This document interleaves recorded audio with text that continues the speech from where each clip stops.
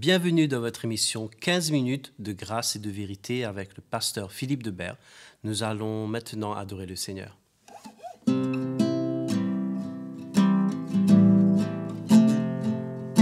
Je te donne mon cœur,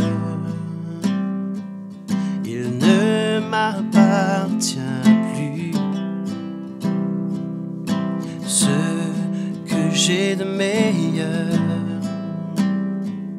tout est à toi, Jésus.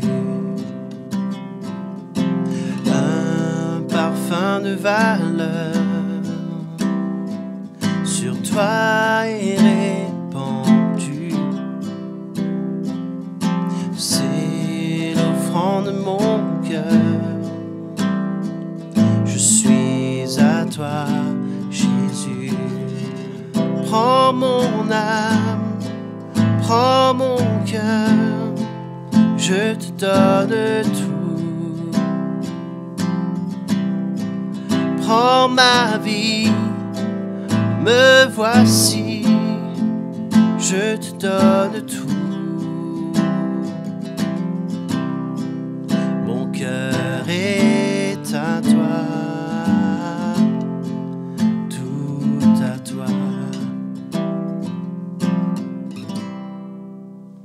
Nous allons maintenant laisser la place à la parole de Dieu. Bonjour à tous, mes frères et sœurs et ceux qui sont là ce matin avec nous pour cette nouvelle session de 15 minutes de grâce et de vérité.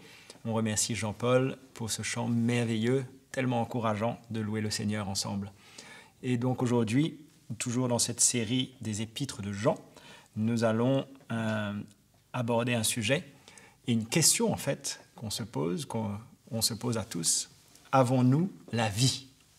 Alors, pour y répondre, on va tourner ensemble dans 1 Jean chapitre 5 au verset 11. Voici ce témoignage, c'est que Dieu nous a donné la vie éternelle et que cette vie est dans son Fils. Celui qui a le Fils a la vie. Celui qui n'a pas le Fils de Dieu n'a pas la vie. C'est clair. Je vous ai écrit ces choses afin que vous sachiez que vous avez la vie éternelle, vous qui croyez au nom du Fils de Dieu. Ces paroles, je me souviens quand je suis né de nouveau, m'ont rassuré tout de suite. C'est vrai que quand on lit la parole, quand on est né de nouveau, on a foi dans la parole de Dieu. On sait que ces paroles ont été inspirées par l'Esprit de Dieu, données à des hommes bien sûr, mais inspirées par l'Esprit de Dieu. Et ces paroles résonnent dans notre cœur puisque par la foi, nous acceptons que nous avons reçu la vie éternelle par Jésus. Donc, avons-nous la vie ? Nous avons la vie éternelle. Ça, c'est un grand cadeau. Ce cadeau, nous ne l'avions pas puisque nous étions condamnés à cause de notre vie de péché. À cause de notre état de péché, nous étions séparés de Dieu, séparés de la vie de Dieu et nous n'avions pas la vie éternelle. Nous étions voués à la condamnation et à une vie éternelle mais séparés de Dieu. Or, à travers son Fils, l'œuvre de sa croix, nous avons été pardonnés et nous avons reçu la vie éternelle. Jésus reprochait d'ailleurs aux Juifs de se tourner vers les Écritures pour trouver la vie éternelle. Mais lui, il était venu leur offrir la vie éternelle. Il était venu leur annoncer d'ailleurs comme le Messie, mais ils ne l'ont pas reçu comme le Messie. Et pourtant, il avait été annoncé dans les écrits, dans tous les écrits de la Torah, de l'Ancien Testament. Il avait été annoncé, mais ils n'ont pas cru en lui quand il est venu. Donc, il était là au milieu d'eux. Il leur présentait le chemin vers la vie éternelle, mais ils n'ont pas vu, ils n'ont pas voulu croire. Il y avait comme un voile. Et il dit dans Jean chapitre 5, verset 39, « Vous sondez les Écritures parce que vous pensez avoir en elles la vie éternelle. » Donc, il pensait trouver la vie éternelle dans les Écritures. Mais il leur dit, ce sont elles, c'est-à-dire les Écritures, qui rendent témoignage de moi. En d'autres mots, toutes les Écritures pointaient vers Jésus qui allait venir offrir la vie éternelle. Et il dit au verset 40, « Et vous ne voulez pas venir à moi pour avoir la vie. » Ils n'étaient pas prêts, ils ne voyaient pas, il y avait comme un voile. Et nous savons que beaucoup, bien sûr, de Juifs ont été sauvés, mais que beaucoup, finalement, ont refusé afin que nous, les païens, nous puissions aussi recevoir le salut. Donc, ce chemin vers la vie, il est étroit, n'est-ce pas ? il est étroit et ce n'est pas tous qui le cherchent. On connaît ces versets sur le chemin étroit. Donc, Matthieu, chapitre 7, verset 13, nous dit « Entrez par la porte étroite, car large est la porte, spacieux est le chemin qui mène à la perdition, et il y en a beaucoup qui entrent par là. Mais étroite est la porte, resserrez le chemin qui mène à la vie. » Cette vie, nous ne l'avions pas et nous l'avons découvert en Jésus. Et il y en a peu qui les trouvent, c'est-à-dire la porte et le chemin. Peu trouvent cette porte et ce chemin. Nous l'avons trouvé, c'est une grâce. C'est pour ça que nous devons chaque jour être reconnaissants envers le Seigneur pour ce si grand salut. Donc, il est venu pour que ceux qui croient en lui reçoivent la vie éternelle et la reçoivent en abondance. Donc, il y a la vie éternelle, ce cadeau extraordinaire, la vie éternelle avec lui, afin que ces brebis aient aussi la vie en lui. Et dans Jean chapitre 3, verset 16, on connaît ce verset. Car Dieu a tant aimé le monde qu'il a donné son Fils unique afin que quiconque croit en lui ne périsse point, mais qu'il ait la vie éternelle. Donc ça, c'est un acquis dans notre cœur. Nous savons que nous sommes enfants de Dieu. Et au Jean chapitre 20, verset 31, il dit « Ces choses ont été écrites afin que vous qui croyez que Jésus est le Christ, donc la base est là, le Fils de Dieu, et qu'en croyant, vous ayez la vie en son nom. » Donc ce n'est seulement qu'en lui que nous avons la vie, en personne d'autre. Et dans Jean chapitre 10, verset 10, il dit « Moi je suis venu afin que les brebis aient la vie. » C'est nous les brebis. Et qu'elle l'ait en abondance. C'est vrai que nous avons reçu cette vie en abondance, cette vie de Christ. La vie éternelle, c'est une chose, mais aussi la vie de Christ en nous. Son sacrifice sur la croix nous a donné la vie. Nous étions vraiment dans un autre monde avant, dans le monde du péché. Nous étions conduits et comme dirigés par nos passions, par toutes sortes de choses qui nous animaient. Nous étions étrangers à la vie de Dieu. Nous ne connaissions même pas qu'il y avait une vie en Dieu. Mais il nous a ouvert le chemin. Il nous a ouvert cet accès à une autre vie, cette vie de Dieu en nous pendant que nous sommes sur cette terre. Ça, c'est extraordinaire, n'est-ce pas? Et donc, il nous a donné une nouvelle vie. Nous avons reçu la vie éternelle en Jésus, ça c'est une chose. Mais maintenant, sur cette terre, nous avons reçu une autre vie, cette vie de Dieu en nous. Ça, c'est la chose la plus extraordinaire qu'on puisse découvrir quand on marche avec le Seigneur. Donc, pour cela, il nous dit dans Colossiens chapitre 2, verset 13, il nous dit « Vous qui étiez morts par vos offenses, par l'incirconcision de votre chair, il vous a rendus à la vie avec lui, en nous faisant grâce pour toutes nos offenses. » Donc il nous a pardonné pour tous nos péchés, toute notre vie passée, et il nous a rendus à la vie. On était morts, il nous a rendus à la vie. C'est comme si physiquement presque, nous étions morts, et il nous a ressuscités. Mais c'est spirituel en fait. Donc, on doit le prendre comme une grâce extraordinaire, que nous étions complètement morts, loin et étrangers à cette vie de Dieu. Et nous avons été rendus à la vie. Il nous a comme ressuscités à une nouvelle vie. Dans Éphésiens chapitre 2, verset 4, il nous dit « Dieu, qui est riche en miséricorde, c'est vrai, à cause du grand amour dont il nous a aimés, nous qui étions morts par nos offenses, il nous a rendus à la vie avec Christ. » C'est seulement à travers Jésus qu'il nous a rendus à la vie. C'est par grâce que vous êtes sauvés, il nous mentionne. Donc, cette vie de Dieu, nous devons la rechercher.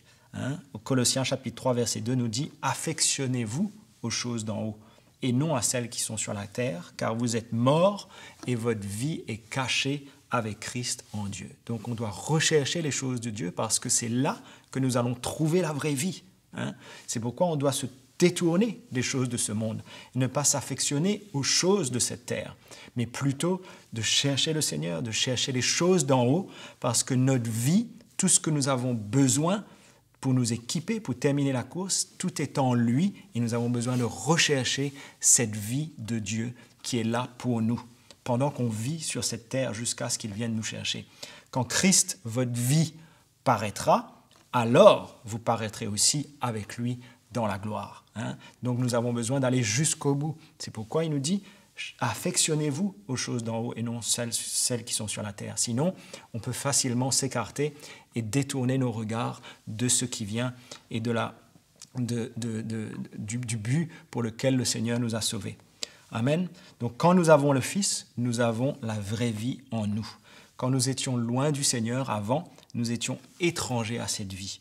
Il dit ça dans Éphésiens chapitre 4 au verset 17. « Voici donc ce que je dis et ce que je déclare dans le Seigneur, c'est que vous ne devez plus marcher comme les païens qui marchent selon la vanité de leurs pensées. » En d'autres mots, marcher comme nous marchions avant. On ne doit plus le faire.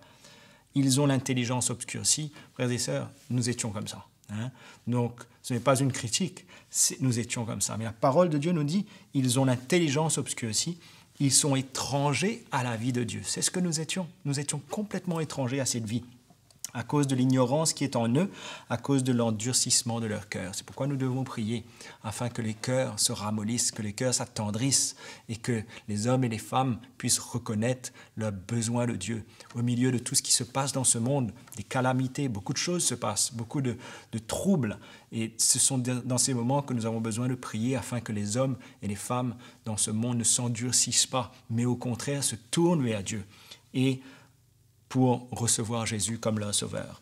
Donc, nous sommes appelés à perdre notre vie pour avoir celle de Christ en nous. La vie de Christ en nous. Nous avons la vie éternelle, nous l'avons reçue. Maintenant, nous voulons la vie de Christ en nous pendant que nous sommes vivants. Et d'ailleurs, c'est ce que l'apôtre Paul disait dans 2 Corinthiens chapitre 4. Il nous parle un petit peu de ce qu'il traverse, les moments qu'il traverse dans sa vie. Il dit, nous sommes pressés de toute manière, au verset 8, non réduits à l'extrémité, dans la détresse, non dans le désespoir, persécutés, non abandonnés, abattus, non perdus, portant toujours avec nous dans notre corps la mort de Jésus. Il portait cette mort, il souffrait parce qu'il était persécuté, parce qu'il passait par tous ces moments de difficulté, afin que la vie de Jésus soit aussi manifestée dans notre corps. C'est ça qu'il voulait. Il continue, il dit, « Car nous qui vivons, nous sommes sans cesse livrés à la mort à cause de Jésus, afin que la vie de Jésus soit aussi manifestée dans notre chair mortelle. Ainsi, la mort agit en nous et la vie agit en vous. » Donc on doit accepter, continuer à accepter, de mourir à nous-mêmes, de laisser cette croix œuvrer en nous, afin que la vie de Christ puisse se manifester à travers de nous. La vie de Christ, c'est ça que nous voulons, n'est-ce pas? Plus nous disparaissons, plus nous mourrons à nous-mêmes, plus nous acceptons de perdre notre vie, plus la vie de Christ se manifeste et plus cette vie se manifeste aux autres et touche les autres. Et c'est ce que nous voulons. Amen. Et Dieu, il nous châtie parce qu'il nous aime, il nous châtie parce qu'il veut justement reproduire cette vie en nous. Vous vous souvenez, dans Hébreux, l'auteur du livre des Hébreux nous dit, d'ailleurs au chapitre 12, au verset 9, « Puisque nos pères selon la chair nous ont châtiés, que nous les avons respectés, nous devons nous aussi, à bien plus forte raison, nous soumettre au Père des esprits pour avoir la vie. » Nous devons nous soumettre à cette main de Dieu, à ce travail de Dieu en nous. Il nous aime, c'est pourquoi il nous châtie, c'est pourquoi il travaille nos cœurs, c'est pourquoi il nous corrige, afin que tout ce qui est boiteux en nous puisse être redressé et que nous puissions avoir la vie de Dieu en nous. Amen. Donc, mes frères et sœurs, nous qui avons reçu la vie éternelle, le challenge, le défi maintenant, c'est que de plus en plus nous portions sa vie. Et cette vie de Dieu en nous, c'est ce qui pourra bouleverser la vie de beaucoup d'hommes et de femmes et nos frères et sœurs autour de nous. Voilà, on se retrouve dans notre prochaine session et j'espère que ces paroles vous ont été d'un grand encouragement. À très vite. Nous remercions le pasteur Philippe Debert pour son partage de cette session de 15 minutes de grâce et de vérité. N'hésitez pas à aimer et partager cette vidéo, sans oublier de vous abonner à notre chaîne CTMI. Si vous avez des questions et des témoignages à nous partager, écrivez-nous à l'adresse qui s'affiche à votre écran. Que Dieu vous bénisse.